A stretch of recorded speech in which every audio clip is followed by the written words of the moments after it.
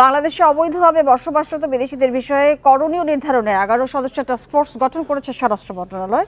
স্বরাষ্ট্র মন্ত্রণালয়ের সুরক্ষা সেবা বিভাগের বহিরাগমন 2 শাখার উপসচিব মোহাম্মদ কামরুজ্জামান স্বাক্ষরিত এক প্রজ্ঞাপনে এই কথা জানানো হয়। স্বরাষ্ট্র মন্ত্রণালয়ের সুরক্ষা সেবা বিভাগের অতিরিক্ত সচিব টাস্কফোর্সের আহ্বায়ক এবং বহিরাগমন 2 অধিশাখার যুগ্ম সচিব কমিটির সদস্য সচিবের দায়িত্ব পালন করবেন। টাস্কফোর্সের কর্মপরিধিতে বলা হয়েছে, এটি বাংলাদেশে অবৈধভাবে অবস্থানরত বিদেশি নাগরিকদের বিষয়ে গৃহীত সার্বিক কার্যক্রমের সমন্বয় ও পরামর্শ দেবে।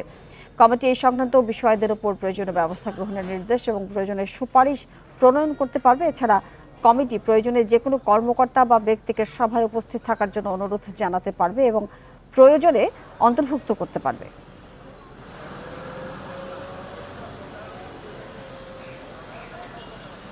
যে বিশ্বাসগুলোকে আমরা মিউচুয়াল ট্রাস্ট ব্যাংক পিএলসি বিশ্বাস করি প্রবলভাবে, একে অপরের বিশ্বাস হয়ে। Mutual trust bank, you can bank on us.